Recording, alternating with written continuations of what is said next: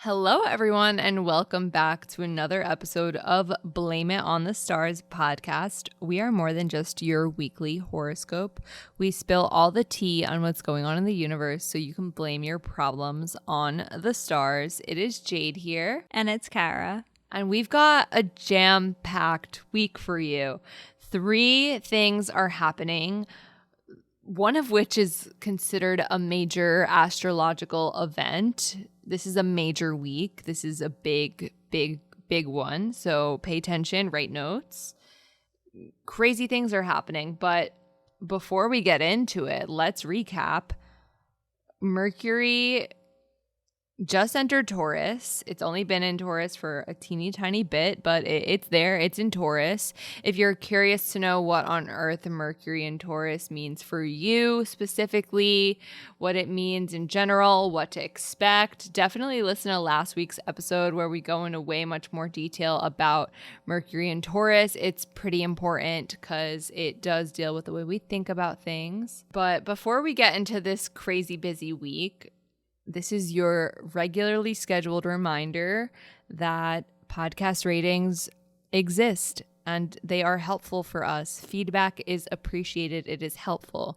If you're listening to this on Spotify and you want to leave us a little rating, there's an option to select how many stars you think we deserve. Hopefully it's 5. Feel free to just leave a little rating. If you're listening to this on Apple Podcasts, you can leave a review.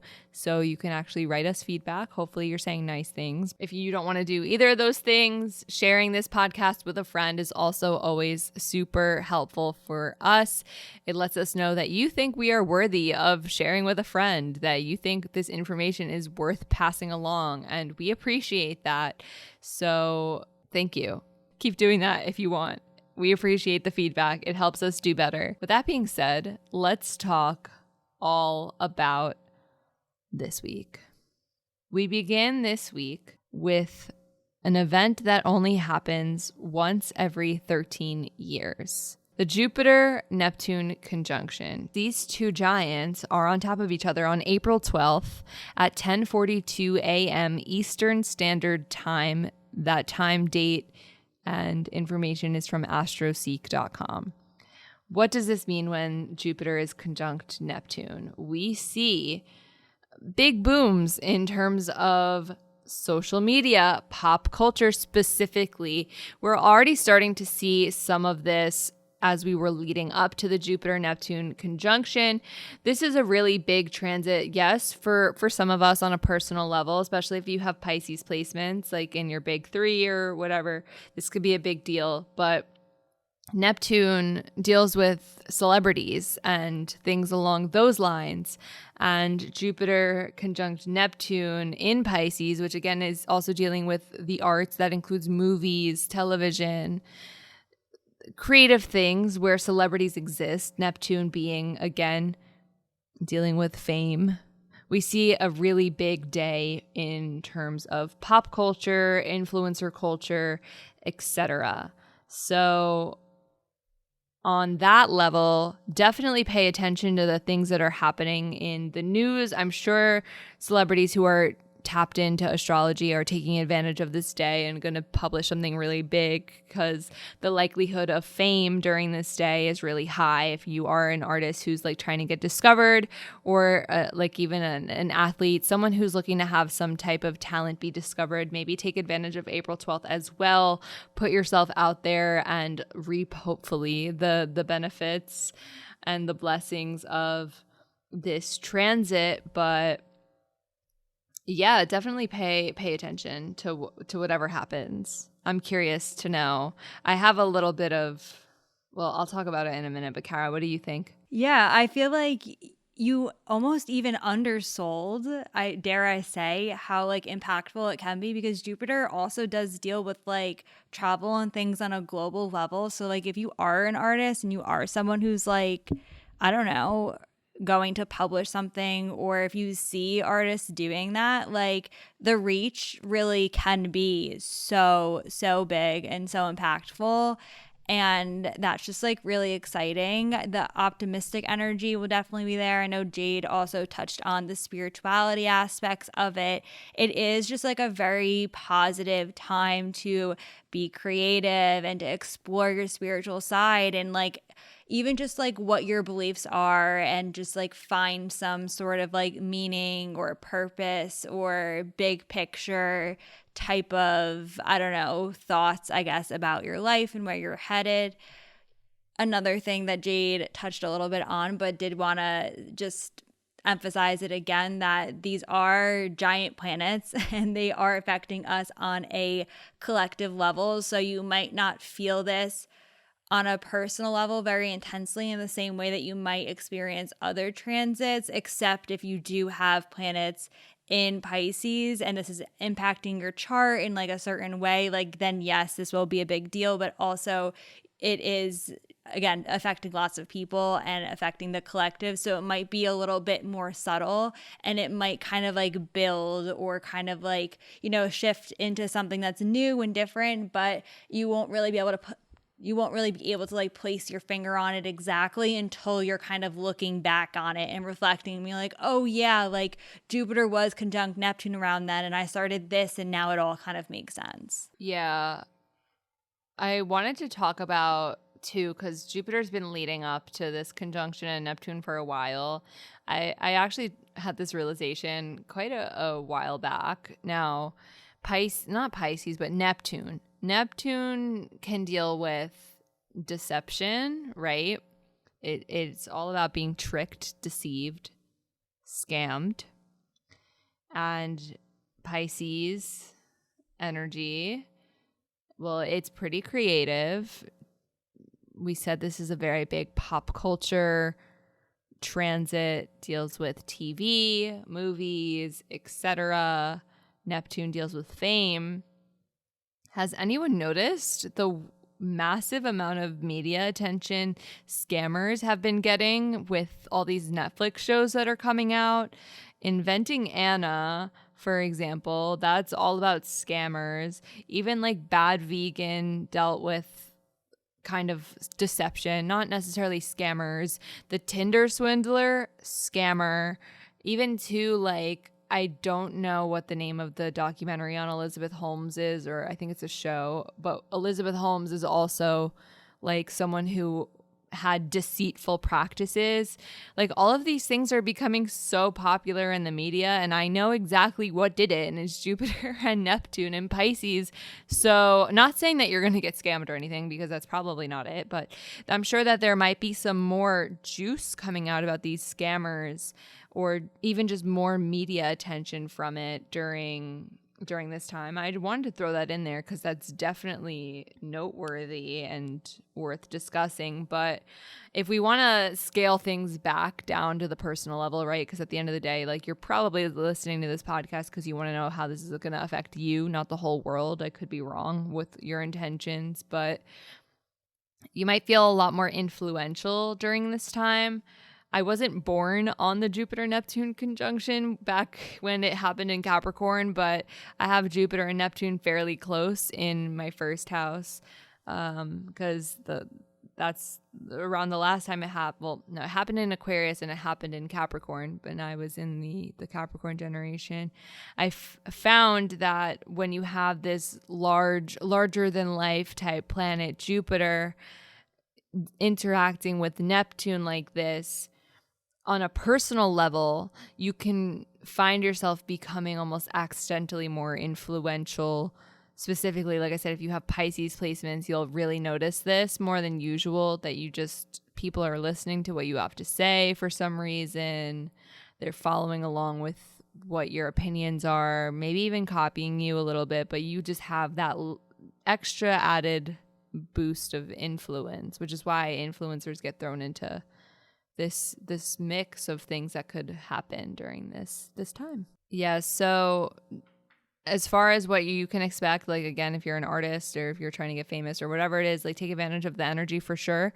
Explore your creativity, tap into your spirituality, and pay attention to whatever comes out in the media. I'm curious to see what happens in pop culture, and I'm not even really that tuned into pop culture these days, but be on the lookout. It'll be interesting. Let's talk the next thing that happens during this jam-packed week. Mars enters Pisces. 2 days later, this happens on April 14th at 11:06 p.m. Eastern Standard Time. And during this time with Mars in Pisces, we find that our motivation switches from a more intellectual to being more driven by emotions and dreams. So, all of this Piscean energy that's happening in the midst of Aries season, it's like a delay on Pisces season, feels like.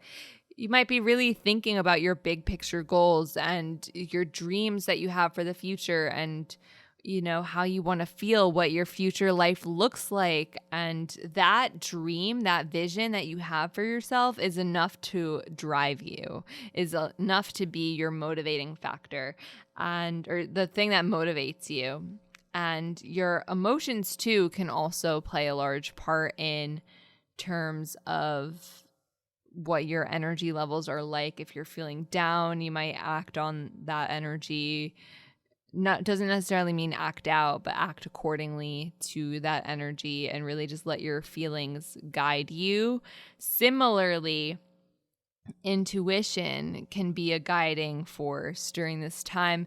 If you find that you're more tuned into what your gut feeling is telling you, you get that weird inkling like, maybe I shouldn't go out. Maybe I shouldn't spend the money. Maybe I really should purchase the thing. Whatever your gut is telling you, pay attention to it, because your intuition is a motivator at this time, and it's good to listen to your intuition every now and then. Yeah, especially, I don't know, as someone who also has their Mars in a water sign, I really do think that Mars does kind of connect you with that, that deep, instinct, inner knowing, if you will. And Pisces is a very intuitive energy. So it really is kind of about, just following what feels right. And in a similar way, Pisces is a very adaptable and changeable type of sign. So if you have been working on things, or maybe things haven't been going in the right way or aren't working out in the way that you want them to, or whatever it is, when Mars is in Pisces is a good time to kind of enjoy the transition, if you will, and kind of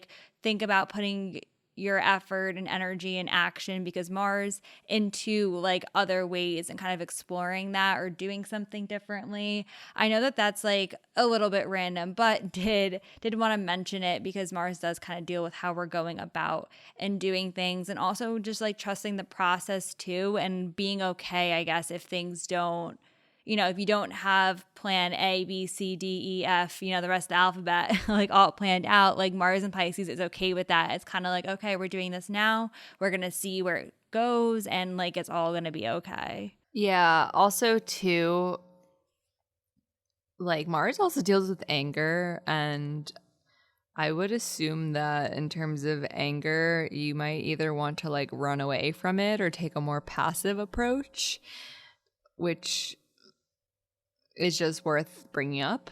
Just thought about that. If you find that you're a little bit more passive than usual, wanting to kind of run away when things are difficult, just take note of that.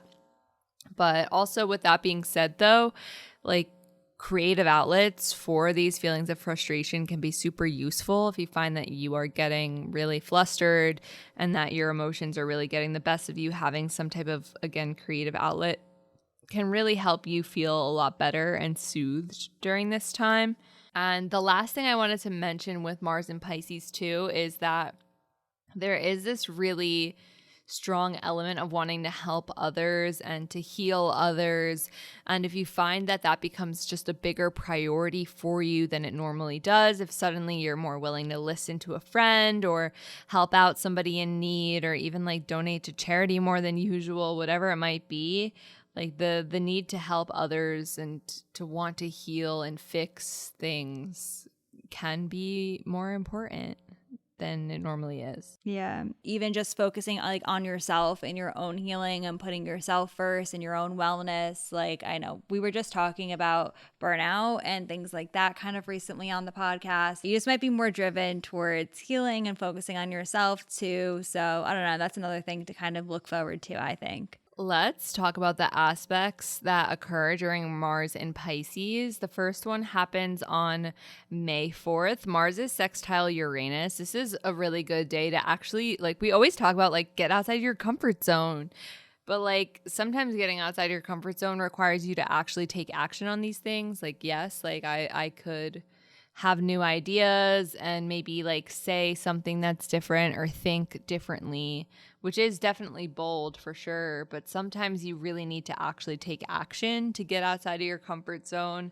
And May 4th can be the day that you actually physically do that, to take those steps and to be like, you know what, I'm actually going to put on the outfit that's definitely not in my comfort zone, or I'm definitely going to ask out that person that I've been afraid to ask out, or whatever it is that you're trying to do that's out of your comfort zone. You'll know better than I do. I don't even know what your comfort zone looks like, but May 4th, that's the day. On May 18th, Mars will be conjunct Neptune. So, Neptune, that foggy energy. In some ways, this is very good for surrendering and tuning into that more spiritual side with, Neptune and Pisces being involved. But it also is a good day to conceal your actions and motivations, or to get things a little bit confused. So, just be on the lookout for anything that is, for lack of a better word, like suspicious. If something seems a little bit off, Mars conjunct Neptune could be the reason. And I just think on a personal level, the best thing to do, I guess, is to lean more into the spiritual, like creative side to this. And the last aspect of Mars in Pisces is on May 22nd. Mars makes a sextile to Pluto. This is really a day where like healing becomes a big priority. Or if there is, we were just saying before with like actually taking action to get out of your comfort zone. Sometimes when it comes to healing, we have to actually put in the work to heal, which can be tough. Like May 22nd can be the day where you really are like thinking deep and actually getting that healing journey started, if that's something you've been kind of delaying or avoiding. But yeah, I don't have anything else. Oh, your motivation also can be pretty like high too. Not like crazy high, but if you're passionate about something, like you might really want to go in and explore it a little bit deeper and to really just jump into it. Speaking of jumping into things, we're going to jump into the next one. The last thing that happens in this crazy week is the full moon in Libra that happens on April 16th at 2:54 p.m. Eastern Standard Time. That is a nice little afternoon full moon in Libra. This happens at 26 degrees Libra. Now, full moons serve as a time of releasing, letting go, so we can bring in new things into our life. And the thing with the full moon in Libra specifically is sometimes we need to let go in order to achieve balance. And Libra is the scales. The interesting thing with, Libra and Aries in this axis is that one really works well alone and the other one works really well with others.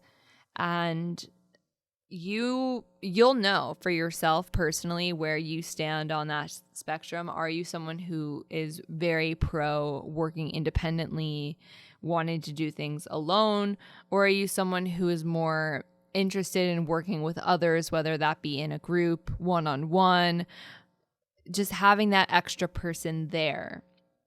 If you find that you're leaning way more towards one than the other, this full moon in Libra is an opportunity to check in and to be like, whoa, have I just been like completely shutting everybody out because I've been doing everything on my own? Like, can I ask for help? Can I invite in more partnerships into my life? Or are you someone who's like, wow, I am so dependent on other people. I never do anything for myself. Like, maybe I should actually try to do something for myself for once without others there. You'll know. Full moon in Libra, check in. I feel like the balance aspect of this really just like makes so much sense because, yeah, the full moon is about releasing. And this is a thought that I put out, I don't know, a few episodes ago. But, you have to release in order to start something new. You can't just like, you have to create space for it first and then have space to bring in whatever the new thing is. So when the full moon is in Libra, it really is a time to let go of the things that are just like causing unbalanced anything in your life. There's like a method, I guess, for like reflecting on your life where it has like the circle, and then each like category of life like has its own like pizza pie slice. It makes me think of when we used to try to describe birth charts like on the podcast way back when, but this would be a good time to kind of look at it and be like, okay, well, what's going on in my personal life? What's going on at work? What is going on in the spiritual aspects of my life, or with my family, or in terms of my own health, and like kind of figuring out, what you need to do to kind of regain some type of balance. I think in life in general, there's certain times where we kind of focus more on one of those areas of life, but if you put too much energy in one, then you don't have time for the other. So again, it's a really personal thing. It's kind of about what's important to you and what's going on. But again, this is a good time to kind of reflect on that so that you can release things that you're doing too much of, so that you have space to bring in things that you want more of. Yeah. Also, too, Libra also deals with justice, and this could also be a really good time to check in and to look at the intent behind your actions. And there's really no such thing as the right thing, but are you doing the right thing for you? Are you doing what is right and what is fair for you? Are you doing what is right and what is fair for others? How is that being decided? You have to figure that out. The other thing, and the last thing I want to mention about this full moon in Libra, is that Libra also does deal with things that are aesthetically pleasing, theoretically. And if you're also not making time in your life to enjoy the beauty of life, the beautiful things in life, whatever that means to you, maybe this is an opportunity that you need to check in and figure out, how you can add in a little bit of beauty into your life. Or if you're too focused on that, like how can you let go of that so you can just enjoy the realness of life and let things come as they do. Lots to think about with this full moon in Libra. So let's talk about these aspects. Some are like okay and some are the sun is sextile Mars, the moon is trine Mars. What does that mean? This is really good for actually taking the action on those things that we were just talking about. So if you're like, I really know what I need to do to make a change in my life, to bring back balance into my life, like I'm going to go ahead and do that.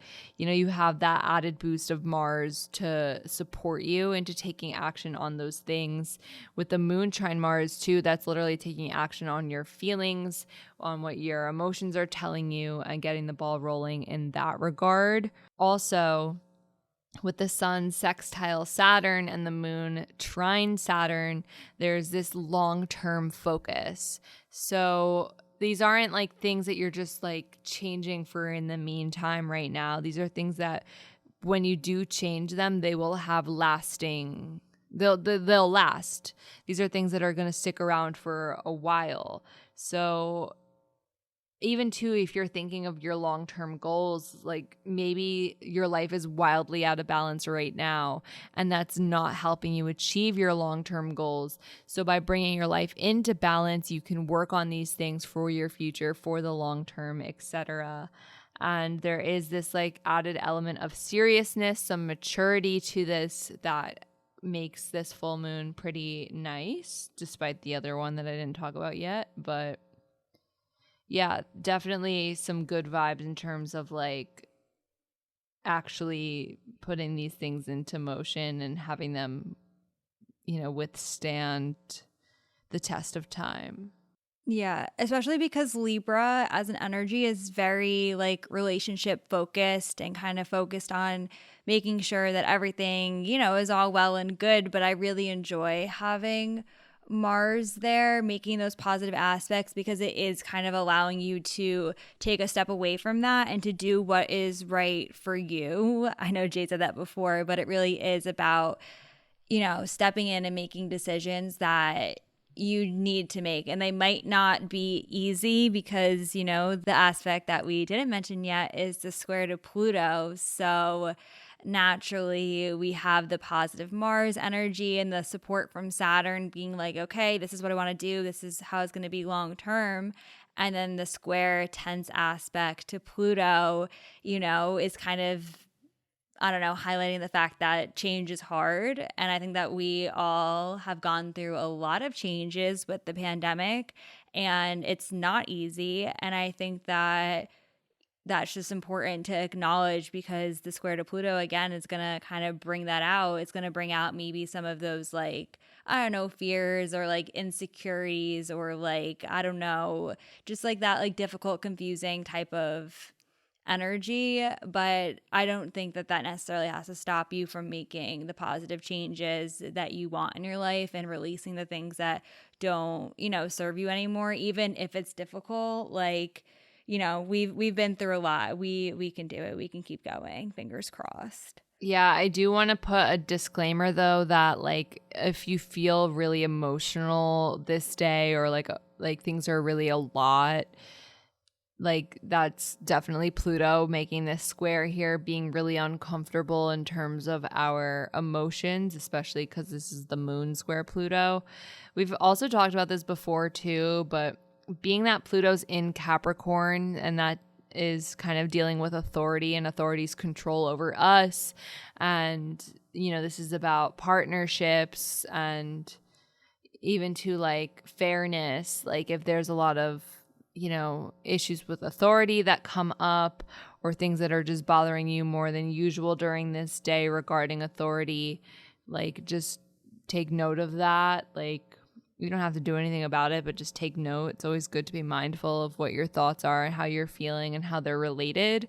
But there might be something worth exploring with that feeling. But just, try your best not to get too frustrated. I know like moon square Pluto can be a little bit difficult emotionally, but, it's just a full moon. It's just, another day.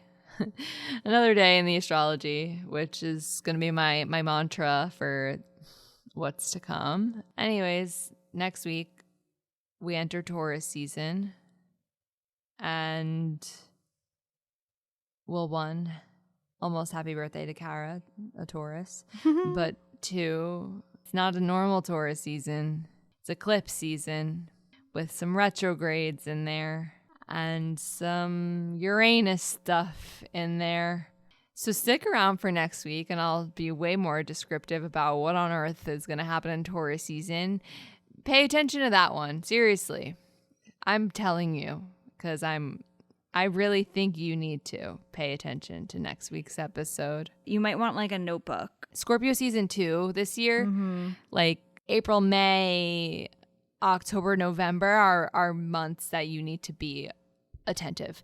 So with that being said, stick around for next week's episode because we've got a lot to talk about. You're going to want to really tune in. Anyways, if you want to stay in the loop with us as everything keeps developing and as Taurus season approaches and as we're moving and grooving through this lovely astrology, make sure you're following us on social media. We are on Instagram at BLME The Stars. It's also the same thing on Twitter and on TikTok.